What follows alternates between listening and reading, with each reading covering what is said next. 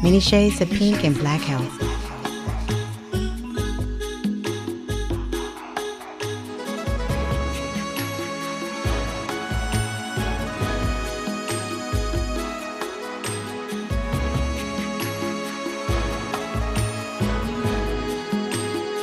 Many shades of pink and black health, where good health equals long life.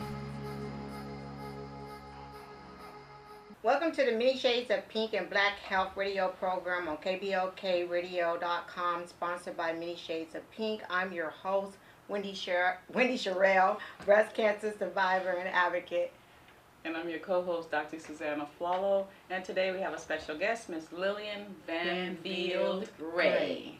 And she's a breast cancer survivor and Senior Vice President of Alliant Insurance Service. And today our topic is living in the moment while battling breast cancer. So welcome, Lillian. Thank you for having me. Yeah, we're all tongue-tied today. I know we are, huh? Well, that's because we had little breaks here, so, you know, but we're back, you know, so we just want to just dive on into our questions and learn all about you, Lillian. So tell us about yourself and your family. I was born.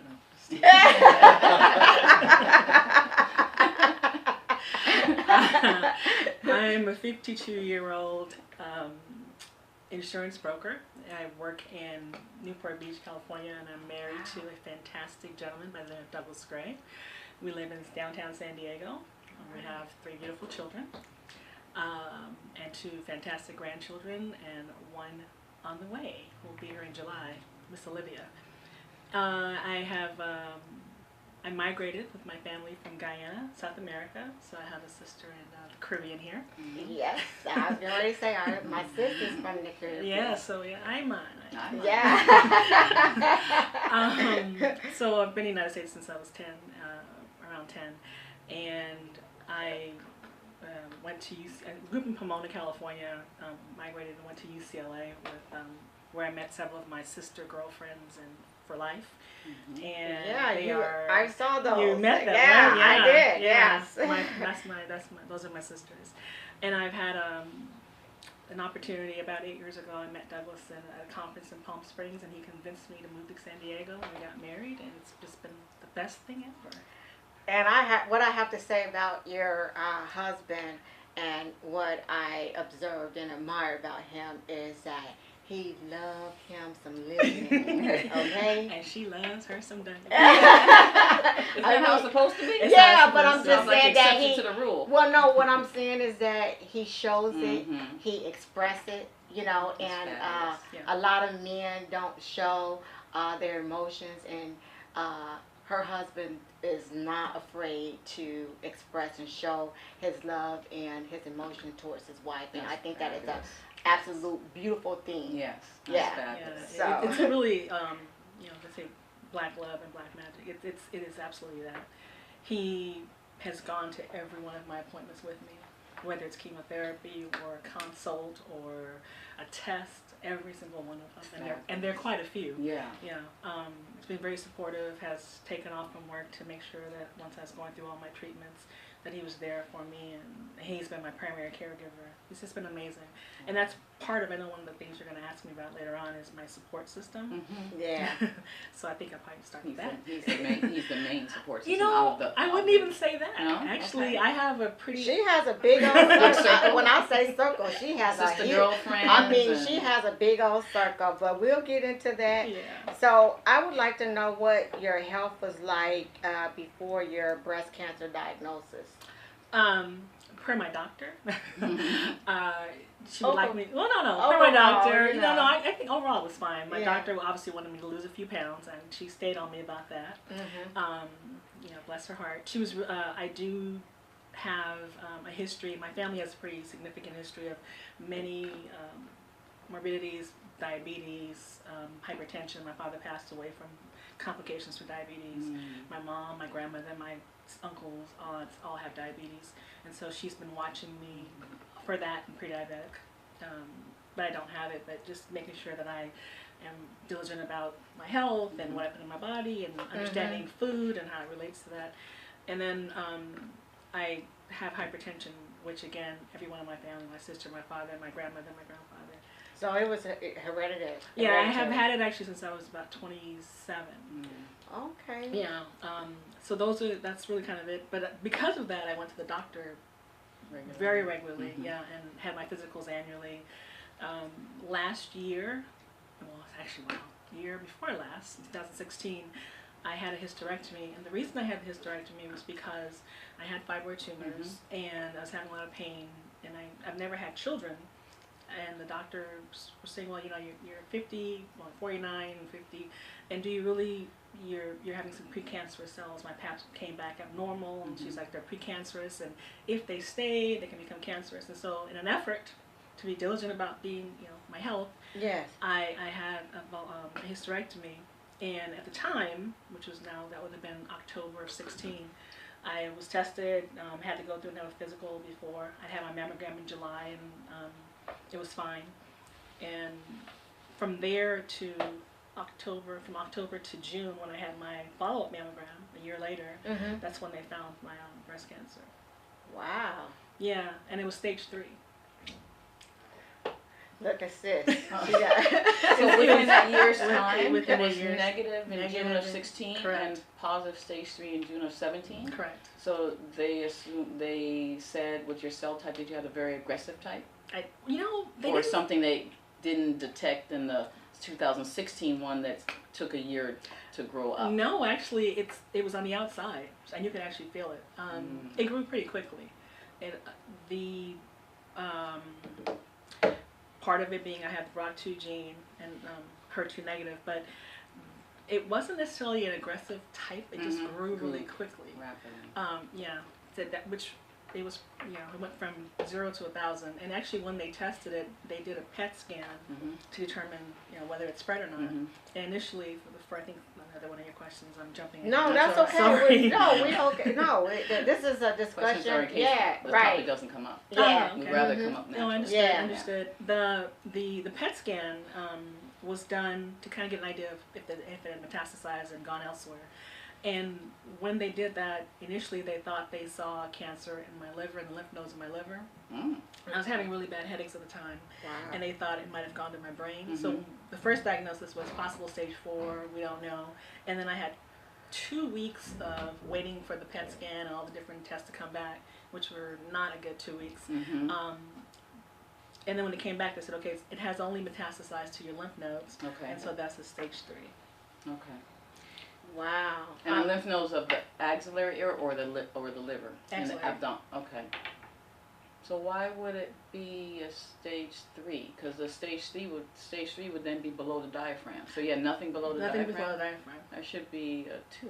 Well, how many did they? Well, she hasn't had her surgery yet. Okay. So she hasn't had her surgery yet. They started her with chemo. Yeah, they did chemo first with me starting in September of last year, and we just finished about 2 weeks ago. Okay. So we had 5 months of chemo, the traditional ACT. So we did AC for the first 8 weeks, and then they did Taxol for the last 10. Okay. Okay. So stage 3, and you said you have estrogen positive?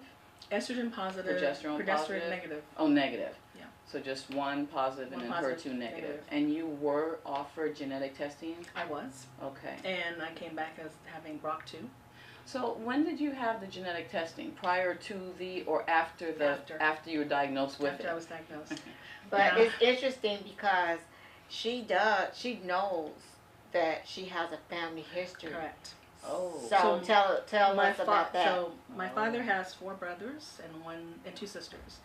And my grandfather died of prostate cancer. My uncle died of prostate cancer. My 3 other uncles had prostate cancer and survived. My father's sister died before I was born from what we believe to be ovarian cancer. And the only person that hasn't had any cancer is my one aunt. So all my brothers and sisters and my grandfather, they all had some form of cancer. So when I went with my uncle for his cancer diagnosis, his prostate cancer diagnosis, the oncologist at the time told me, you need to really, you know what this means, right? And I'm like, right. well, I don't know what this means. And he said, well, you probably, something's going on in your family, and you need to be really diligent, which is why I was having the mammograms, which is why I had the hysterectomy. But happen anyway. So were you having mammograms every year starting from 40? Actually, I started having them before 40. Before 40? Yeah, because why did I have them before 40? Oh, I thought I felt a lump. Okay. And then I had fibrous breast, or whatever it's called. Fibrous breast. Yeah, and so about 15 years ago, when I was 35 or 37, I started having them then. And then at the time, they thought they found something then, so I did an ultrasound then, and we've been doing them ever since. And I've actually had, and every so often I've had ultrasounds because they couldn't tell whether or not I had something going on. Cystic versus solid, so correct. And that's the better way to follow up on that. Okay. And actually this time, when they did it this time, which is probably a good thing, they called me and said, oh, you know, we're not sure, so we think we need to do something else, so we need to do an ultrasound. And because I've had so many and that's happened so often, I said, oh, okay, no big deal. Right. And then they called back and said, you know, oh, it looks kind of weird, we need to do a biopsy. And I'm like, this is the new thing. Biopsies are new. Right, yeah. Added to the routine. Yeah, I guess that's what happens. And then when we did the biopsy, I figured out something was going on when the technician said, I'll be right back. And then the doctor came in and he sat down. I'm still on the table and still, you know, arm up and everything. And he's like, I'm so sorry. I'm like, what are you sorry about? What? He said, I'm so sorry. And I'm like, well, what are you sorry about? He goes, well, your doctor's going to call you and explain everything to you. And so this is the radiologist that did the biopsy. So they could tell that the cells or the tissue looked suspicious. It was that large. It was about yay big. And it was right outside. So I guess it popped right out on the ultrasound.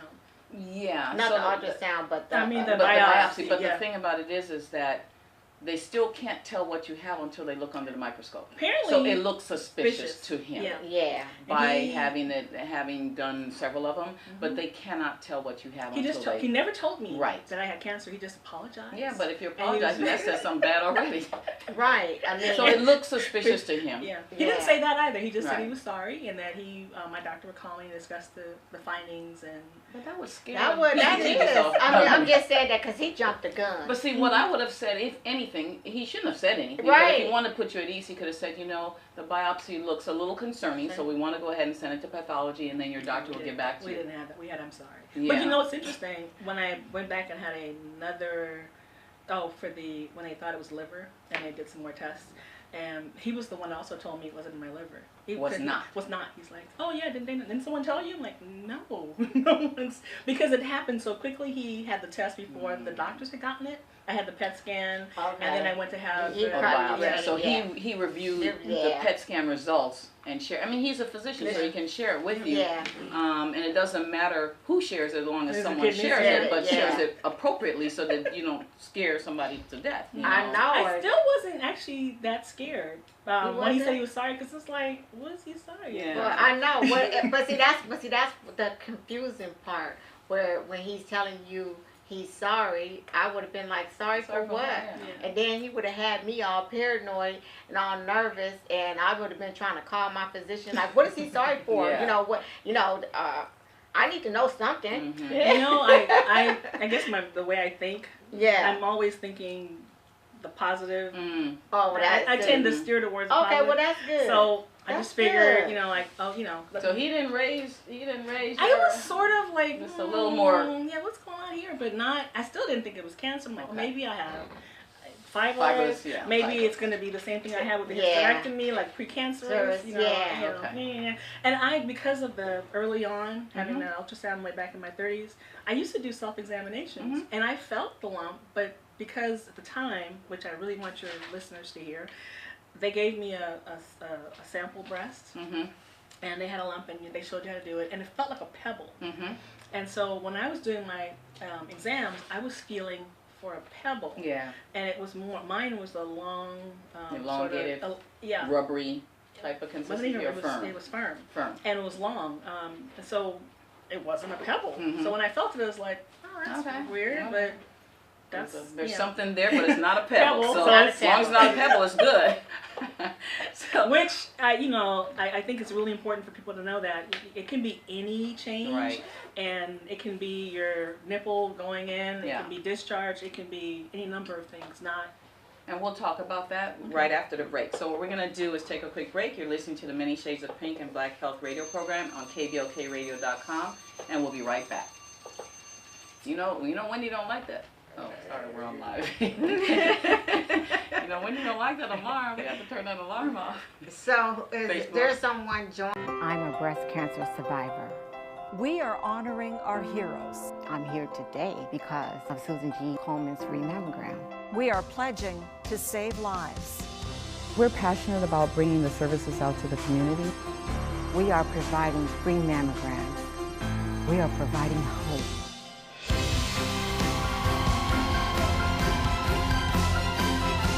We are more than pink. Made possible by Anderson Plumbing, Heating and Air. Welcome back to the Many Shades of Pink and Black Health radio program on kblkradio.com, sponsored by Many Shades of Pink. I'm your host, Wendy Sherrill, breast cancer survivor and advocate. And I'm your co-host, Dr. Susanna Fallo, a retired family physician. Today our guest is Miss Lillian Vanvieldt-Gray. Have to make sure we add Gray so Mr. Douglas knows that he is important. Exactly. Right. And Ms. Lillian is a breast cancer survivor, and she's also a senior vice president at Alliant Insurance Service. And of course, the topic today, as we're going to continue, is living in the moment while battling breast cancer. So before we went on the break, we were talking a little bit about how breast cancer can present in so many different ways. And when you were given a breast model and you were feeling around that breast model, you felt a small pebble type thing that, could be cancer. So your mind was centered around something like that. So when you felt this elongated, kind of firm mass on the side of your breast, you didn't think that it was cancer. Correct. Not sure what it was, but you knew it wasn't there before. And did you actually bring it to someone's attention at that point, or you just kind of went along because it was okay and it wasn't a pebble? It was only about 2 weeks is what prompted me to make sure I got my mammogram. Okay. But quite frankly, I didn't think it was, I was going to have my mammogram anyway, because I do it at a certain time every year at my birthday, and I scheduled it. So it was just sort of happened, and I didn't think much about it. And again, because I have a lot of Fibrocystic tissue. And it grew pretty, between the time that it was diagnosed in July and when I started chemotherapy, it grew a lot. Okay. So when you first noticed it, what size was it when you did your breast Probably exam? about that. Like the size of a nickel? Or a oval, dime. elongated? Yeah, no, it's my finger. So The about tip, the the top of tip. the finger. That's all it was? And then, that's when I felt it. And then by the time I started chemo, it was about okay. there. Two knuckles. Okay. Okay. So it had doubled in size pretty much. Pretty much. Okay, in a few months. 2. Okay. So for the audience, we need to let them know that there's so many different ways that breast cancer can present. Yes. And you had started to mention a few, like you can have nipple retraction. So like I said, I usually say in my presentations that, most women will have nipple outies. Yes. Okay, when you all of a sudden get an innie where your nipple's retracted in, something's pulling it in, and sometimes it's cancer from the inside of the breast tissue pulling into the nipple. You can just have nipple discharge. You can have a redness on the breast or a dimpling. So it doesn't even have to be a mass, but it can look like orange peel on the outside, just kind of dimpling. Rashes, anything. It can come. You can also get just lumps in your armpit area. We call the axilla, which you may not notice anything in the breast, but the breast tissue actually ends up in the arm tissue. And I had one there too, I didn't even know. Right. So, we always tell people when you're doing your breast exam, go ahead and palpate into the axilla or into underneath the armpit, because the breast tissue is definitely there. But there's so many ways it can present, and it doesn't even have to present as a lump. Right. Just any kind of changes. Sometimes the breast can just get larger. You can't feel anything, but it's larger. So it's something deeper down inside that you can't feel on your own, but that is growing. So if there's any change in your breast tissue at all, you should bring it to someone's attention. Correct. And actually I ended up with 3. I had 3 places where the cancer was on my breast. I only felt one, but there's one on top of it. So it's 3 areas. Yeah, 3 areas. When they finally, when they did the PET scan and the mammogram, the MRI. So when after the mammogram, did they then do an ultrasound and then do a PET scan? And then did an MRI. And then the MRI. And so for the audience, we need to let them know a PET scan is similar to like a CAT scan, where they really just want to look at the entire body to see if there's any cancer spread to anywhere other than what we're noticing on mammograms. So they want to see if it's spread to any other organs, from the brain all the way down to the abdominal area. So sis, so they were being proactive because normally they don't give you a PET scan until afterwards, because usually they'll do the MRI series, and then from there start treatment. And then do the treatment, and then after everything is done, they do the PET scan. So yeah. No, I think the right way to do it is the way that she got it. That's you need to know how far along you are, because you can't stage it, to be honest with you, without a PET scan.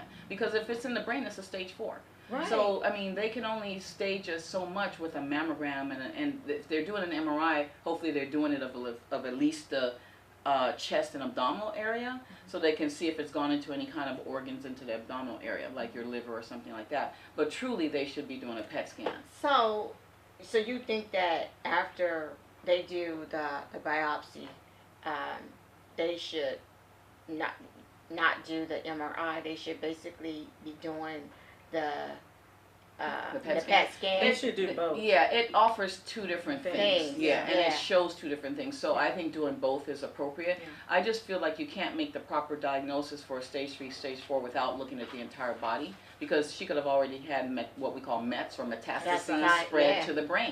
Right. And unless they're doing an MRI of the brain too, but most of the time they don't. They're looking more at the breast tissue and maybe the chest and abdominal area. So I think a PET scan's in order, but it sounds like sometimes for some patients, they're going to go ahead and do chemo anyway, which is going to take care of anything that's in any other organ. Right. But you still want to know where it is and how big it is, so that when you do another one, you can compare it to see, has that tumor shrunk in size. Right. When I came in, like, remove it today. Yeah. I want them gone. Take it in. And the doctor was like, no, that's not and how I was it like, goes. we kind of, the thinking now is that if they cut you open and the cancer starts to move a little bit, it spreads faster. So his preference was, he said, let's go through the chemo, do all the chemo, shrink it, and the goal would be when we go back in and do repeat MRI, which is going to happen next week, you'll have no cancer. Then we'll remove the breast. And then we can't even say that you're fully without cancer until we do the biopsy during the mastectomy. And if there's any cancer, then we'll do they'll take all of the lymph nodes. Yeah, which has a host of other issues I don't want to worry about. Right. At this point. So let me ask you this: when you were first diagnosed with breast cancer, what was your first initial reaction? Like, how was your mental when you were told? I think I need to preface that by saying I think I'm a pretty positive person. Like in general, just my attitude is one of try to find the positive in whatever it is. So that didn't happen. Not this time, but that generally is how I behave. Right. We went to see the doctor, and I had the way I found out is that my particular group has an online system, and all your tests go online. Right. And then they notify you that your tests and your results, and it's really great. You can read all your results. You can read all the doctor's notes and everything. Yeah, great program. So we were flying to a family reunion, and I was in the airport and the lounge, in the guest lounge, and I got a little notice saying your test results are there. So I figured they wouldn't have given me my test results if they were positive, if they were negative, because they don't do that. So this is good. Positive? If they were positive, yeah. So this is good news. Yeah. Right. Ding ding. Ding, open it up, and it's like breast cancer metastasized. Oh my goodness. And I was sitting in the airport with my husband, and so I turned to him and I'm like, I have cancer, and he's like, no, there's no way they would do that. There's no way they would. Oh my God. They're not supposed to. They're not supposed to do that. They're not supposed to. And so then I called my doctor, my personal physician, who's awesome, and I called Dr. Lillian, and she's like, I'm so sorry. That wasn't supposed to happen. I wanted to call you. I know you're on vacation. And I had talked to her and I said, okay, if the results come back before I'm on vacation, let's just wait. Because I can't do anything. I'm going to be in Guyana for 2 weeks. Right. So let me do it when I come back. She said, I know you're on vacation. I'm so sorry. So I'm in the lounge of the American Express lounge.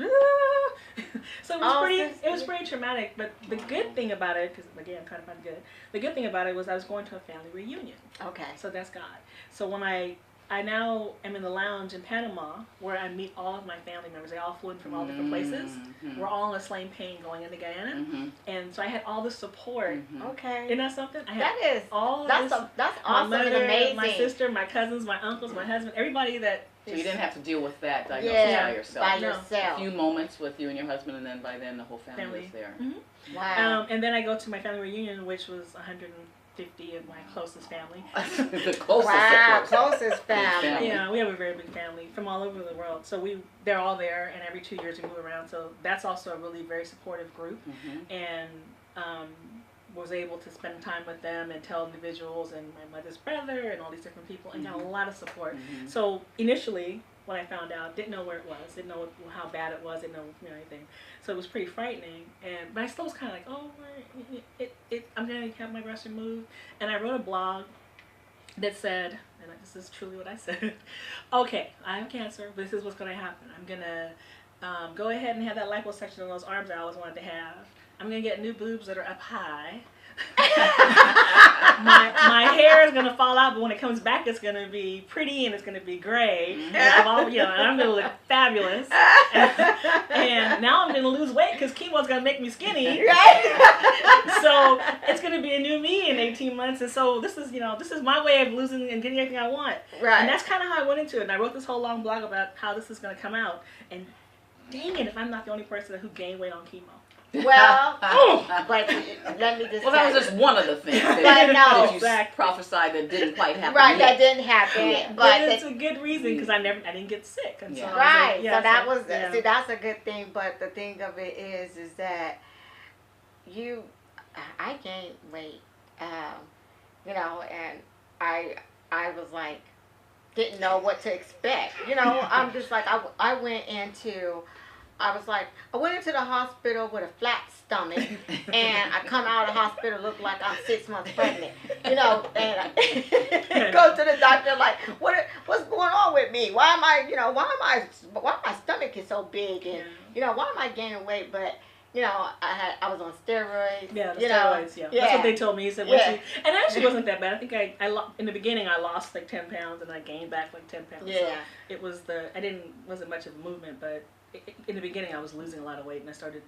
drinking Ensure and doing some other stuff, and that helped me. But I sort of went into it thinking, so you asked the question initially, I had a lot of family support. But when it got crazy is when we went and they said, oh, we don't know where it is, it's through the PET scan, and waiting for those results, and her saying you may have brain cancer, you may have liver cancer, we don't know. Why would they put that out there? Because they weren't sure. Were you having symptoms? Yes, I was having headache. really bad headaches. And that was something new? Yes. Okay. Yes. It may have been just stress. Thank you. Yeah. But it was pretty bad. But the thing that, which goes totally to nutrition, but I just want to make sure we say it. When I was talking to the PET scan, the guy for the PET scan, and my husband and I, we were devastated. So we're outside of the doctor's office crying. I get in the car, I put my mother on speakerphone, and she's and she's like, I can't understand you. Are you driving? Pull over. And my husband's like, So both of you guys. We were devastated. It was devastating. Yeah. Yeah, and then we went home, and I promise you, it was you've never felt real fear. Like I thought I knew fear, a car accident, or I've been in a really bad one where the car flipped over, things happening, or you might think you're gonna drown in a pool or whatever. You get that kind of fear, but you do not know fear until you think you might die. Yeah. It's like way down deep somewhere to the point where I was in bed shaking, and it's like, this cannot be happening. This cannot be happening. And especially so rapidly. Yeah. Because 3 months prior you were perfectly fine. Yeah. And then you felt the lump, and then 2 months, and then and then all of a sudden now it's a possibility you could have it here and liver and everywhere else. It's like, whoa, too much information. Right. It was pretty overwhelming. And that week, it was the waiting week. Yeah. That waiting week. Yeah, it was about a week and a half. It was pretty awful. Yeah. So I can understand the people that say you can get depressed and get sad, but you have to make a choice. You have to say, you got to say this is a battle and I got to win it. And if you go into it depressed and sad and why me and how come I'm being picked or chosen, instead of going in and saying, okay, the reason you chose me is because you know I can handle it. Mm-hmm. Yeah. You chose me because you know I'm a bad one. Mm-hmm. Right. And I got this. Right. And going into it thinking that you have all the support and there's a reason everything happens is kind of how I went into it. So I was able to change my thinking pretty quickly. Well, that's good because a lot of women don't. Their mental is, you know, they just don't bounce back just that fast. It just takes them a little while to accept it. You And know, not only that, a lot of people don't have that same strong support system Right. and multiple, I mean vast, and then also there may be other things they're dealing with. So maybe you're where you were in your life, you were settled, you know, you didn't have 1,000,001 other things going on, you know. But some people are dealing with so many other pieces of drama that's like the straw on the camel's back that just breaks everything down and they just can't handle it. I would say to anyone that is diagnosed with breast cancer, you go into it thinking it's, you know, you may die. And it is truly eye-opening when you start to sit there and make an evaluation about your life and did I do, you know, my grandchildren, I get to see them, oh, my sister and my mother, and you start having all these things about loss.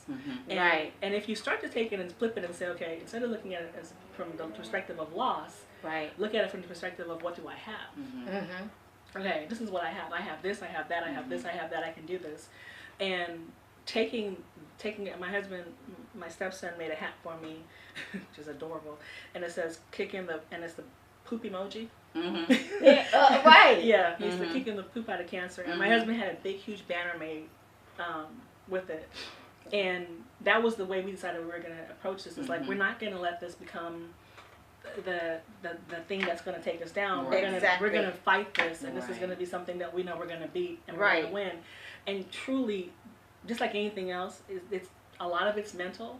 A lot of it's, you know, if you decide you're going to be sick, then you're going to be sick. Right. Exactly. I was really stressed about getting mouth sores because a lot of women get mouth sores, and I had like the whole regimen. I had salt, I had baking soda, I had all this stuff. I had everything ready. I know I bought a special toothpaste that doesn't have sulfates in it, and God's my witness, I didn't have one mouth. Well, actually, I started to get one. Ran in the bathroom, washed my mouth out with baking soda.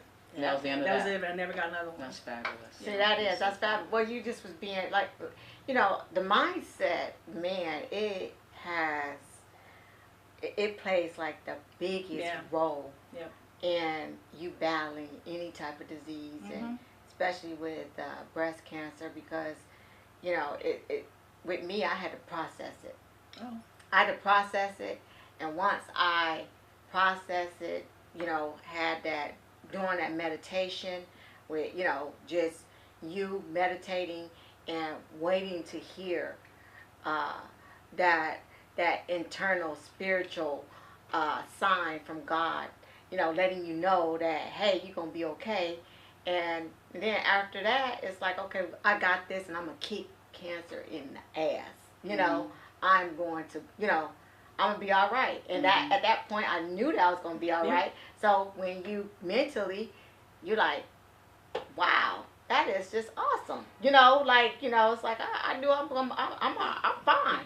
You know, but it was my dad that was all messed up. You know, he was really like, I had never seen that side of him.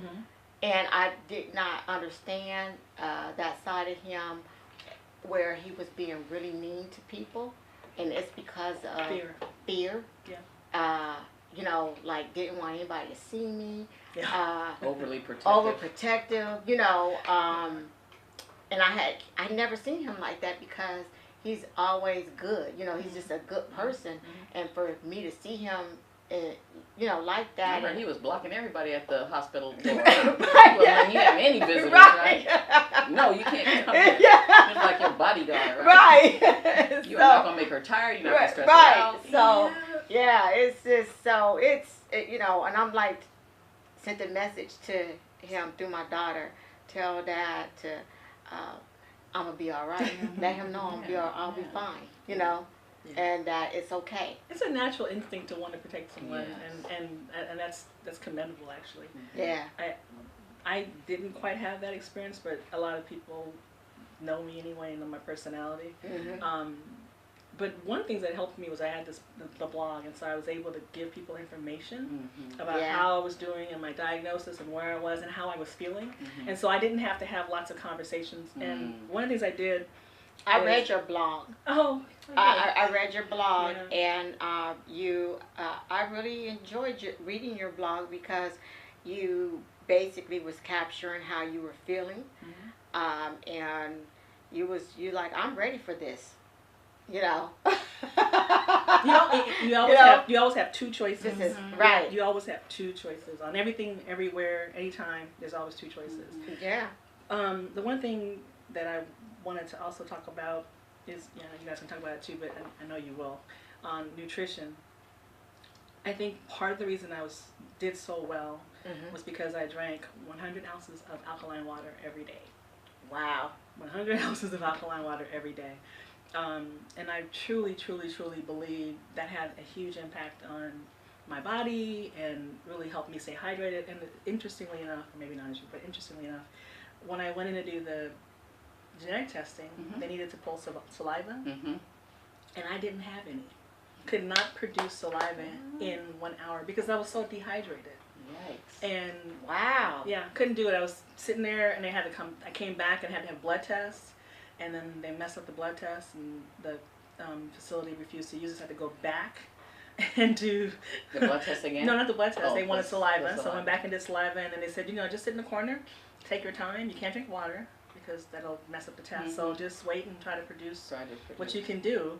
It took me an hour, and I didn't fill it up. So Blaze said at the time, my doctor's like, you need to work on getting your hydration up, and drinking alkaline water is going to help you as well, get your pH balance and everything. And I really think that had a lot to do, even if it's just mentally. I think it had a lot to do with my success, but also 100 ounces, trying to wash out as much of the chemo as I could. Well, I tell you, a young lady that my dad was in contact with in LA, and she was a 15-year survivor. So she sent me all this literature and what she had benefited as a 15-year survivor. And one of that was drinking alkaline water.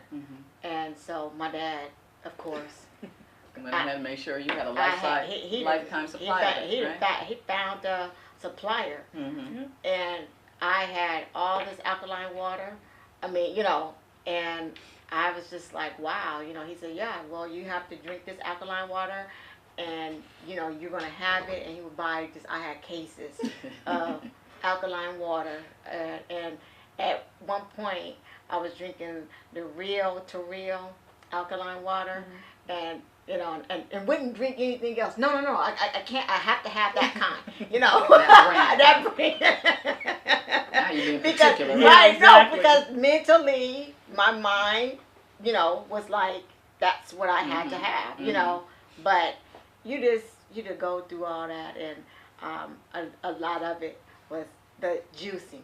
Right. Yeah. I started juicing. I kind of got obsessed with, But that's actually the right thing to do because the gentleman, when I was doing my PET scan, and I was asking him, what is it? And he says, oh, it's nuclear material.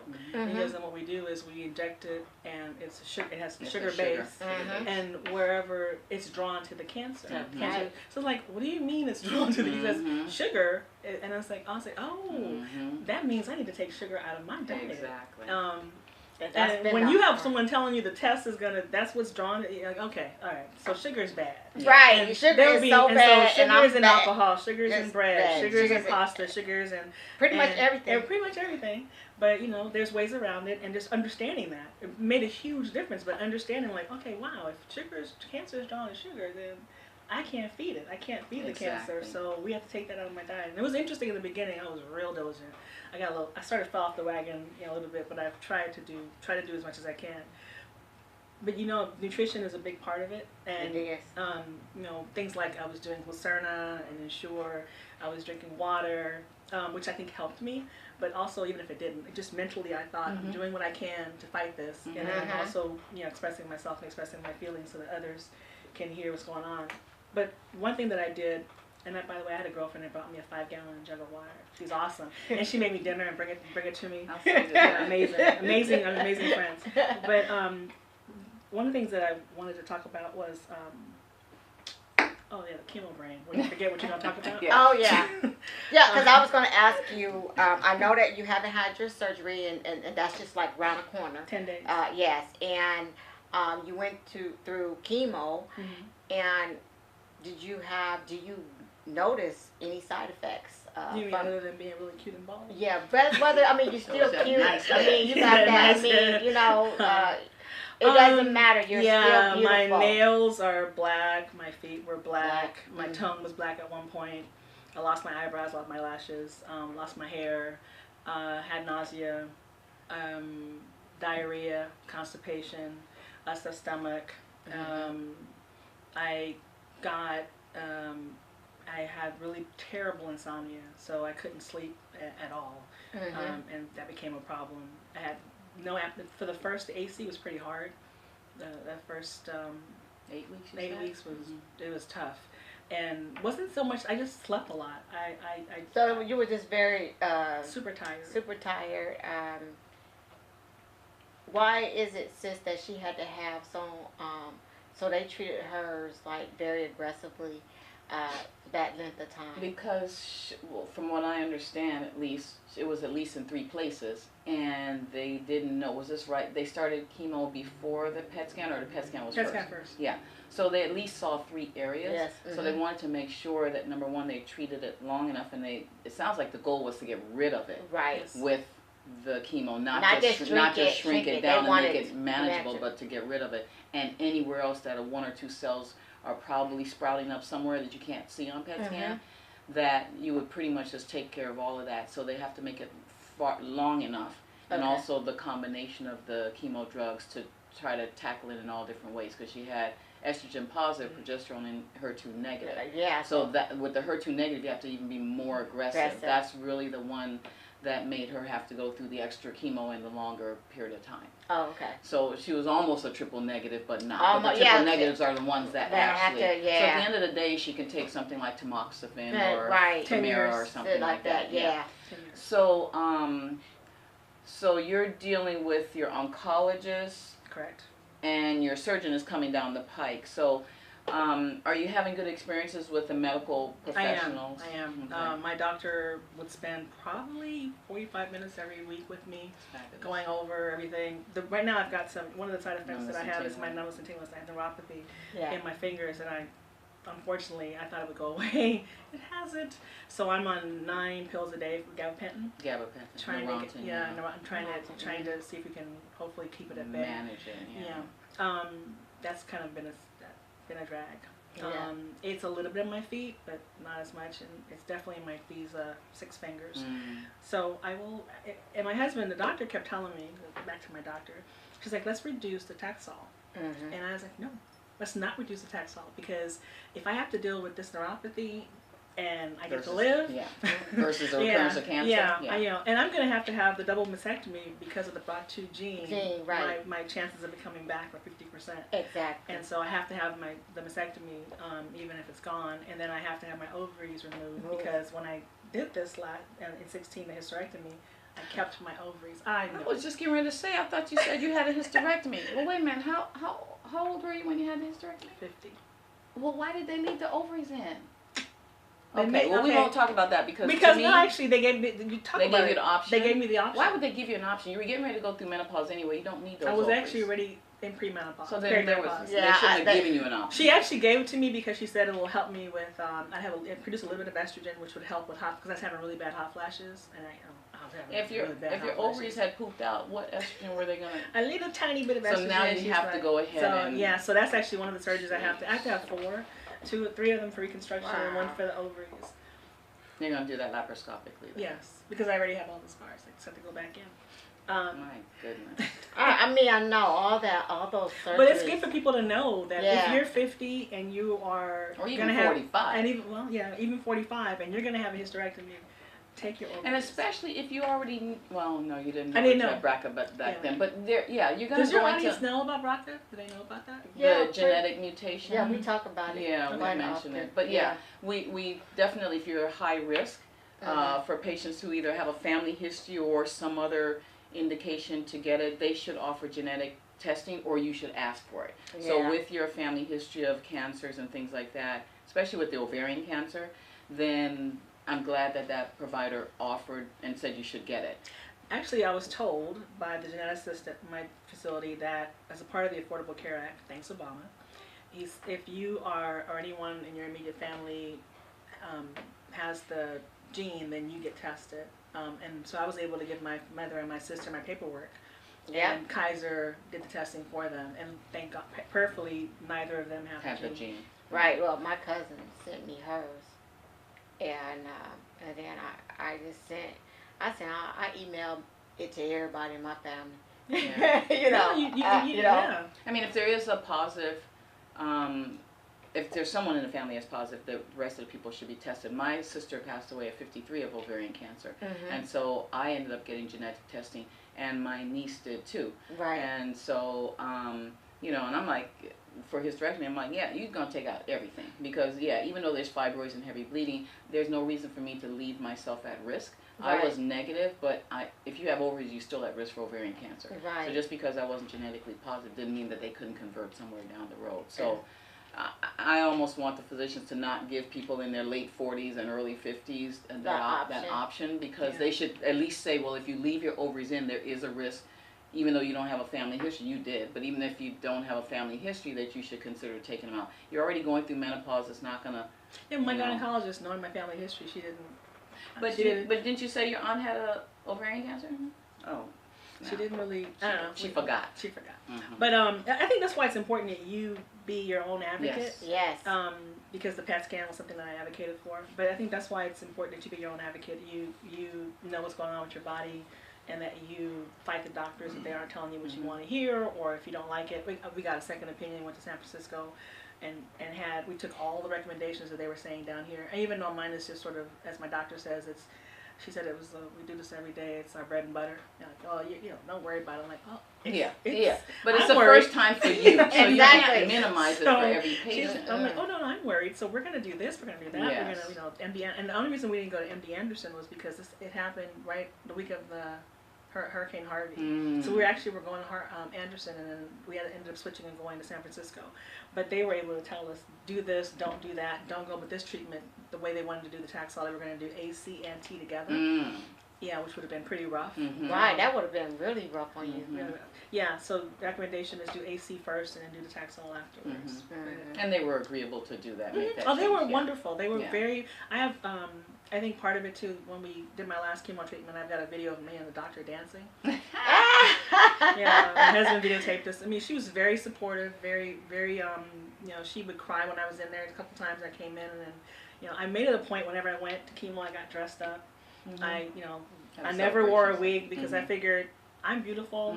That's right. And the first person that has to feel that way about is you. Yes. And, you know, I'm not going to sit around here trying to, you know, hide myself and hide behind this and hide behind that. It's just, this is how God has me right now. That's right. And it's going to work. And you'll transition to something. Yeah, it'll work. It's going to have to work. Yeah. But what else you got to ask me? Nothing too deep, because we're already 5 minutes into the end of our program. I know. I wanted her. Well, we already talked about her. Well, real quick about your sister friends that, you know, just basically showered you, pampered you, and gave you all that support. Yep. I had 2 parties when I got diagnosed. I had parties. Right. One of them was a hat and scarf party. And the hat and scarf party, each of my friends bought either a hat or a scarf or earrings. Those are cute. Thank you. And they gave them to me, and then at the time that they gave it to me, they told me why they gave it to me. Really beautiful. And then they wrote me a card. And then every week I get a card in the mail from that party that is supportive and whatever. We had a similar party for my husband's birthday and after the walk. Okay. And we did another party then, which was right in the middle, like the halfway mark of the chemo. My girlfriends flew down. Oh, nice. They did the Lillian sweet treats, and they had a booth, and we raised $30,000+ for. You know how much she raised? A lot. I mean, a lot of money. for Susan G. Komen? Mm-hmm. Yeah. I did. Not for Circle of Promise, though, no. That's No. all right. That's all right. We'll talk about that.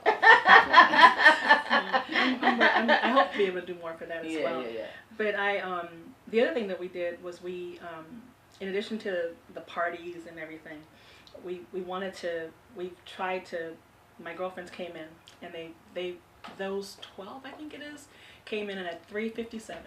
3 is a Trinity, 5 is grace, and 7 is completion. They fasted all day. Wow. Flew in from San Francisco, came in from LA, came to my mom's house, brought an evangelist in, and at 3:57 they did prayer circle and prayed on me and prayed over me for about 20 or 30 minutes. Nice. That's nice. It was amazing. Beautiful. Yeah. Absolutely amazing. You have some wonderful sister friends. I do. I have wonderful everything. Yeah. My mother and my sister are amazing. My everybody's, and if they're not, then guess what? They don't need to be in my circle. That's I have a choice, right? I have a choice. Yeah, So, you do. You have a choice. You definitely choice. have a if choice. you are not someone that's bringing something to me and uplifting me, then you don't need to be in my. That's true. I don't have to be with you. That's Right. That's my choice. That's a choice. That's a choice. That's right. People can learn from that, not even with having cancer. Just learn that you need to surround yourself with positive people. That I learned it. I didn't always do that. Mm-hmm. I learned it. Mm-hmm. Oh yeah, I learned it from both relationships and both male and female. I've learned it. And I've learned that you don't let people choose you, you choose them. Because Yeah. people will choose you, Yeah. you know, as a magnetism, they'll choose you, but you have to make sure you choose them. Yeah. And with that, we should probably just kind of Go ahead and assist around. and I guess I will make an announcement real quick, but is there any final one statement or words that you'd like to say to the audience about either the journey you're taking right now or just breast health in general? I say that breast cancer has been a blessing, which is, I know people don't understand that, but it gave me an opportunity to see what I have, put me in a position where I value my life more than I have ever valued my life, and also it's put me in a place where I understand my blessing, and I understand that this is all, everything, every piece of it is a blessing, because when you think you may not have it, it surely absolutely changes your perspective. Drink a lot of water too.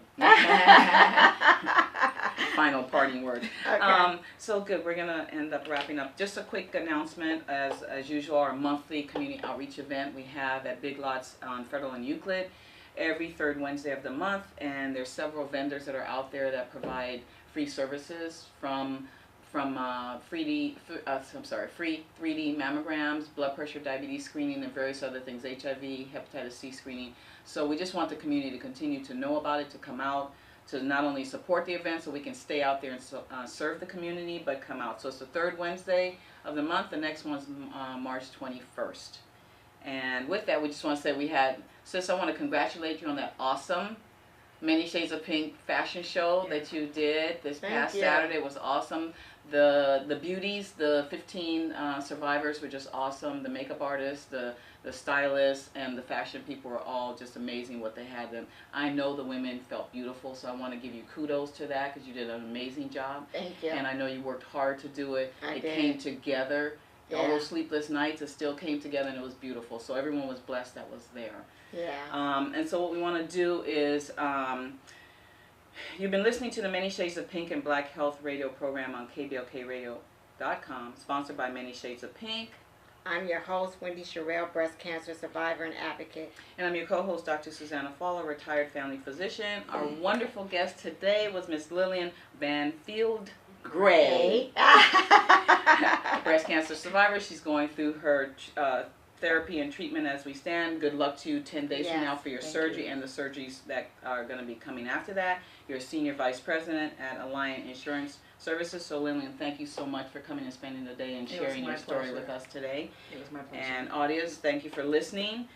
Be sure to tune in every Sunday at 2 p.m. And for more information on breast cancer, visit www.colemansandiego.org. Great. And if you want to learn more about A Healthier Me, which is a lifestyle change program speaking about health and nutrition, visit www.ahealthiermesd.com. So have a wonderful weekend. God bless you. Bye-bye. Bye.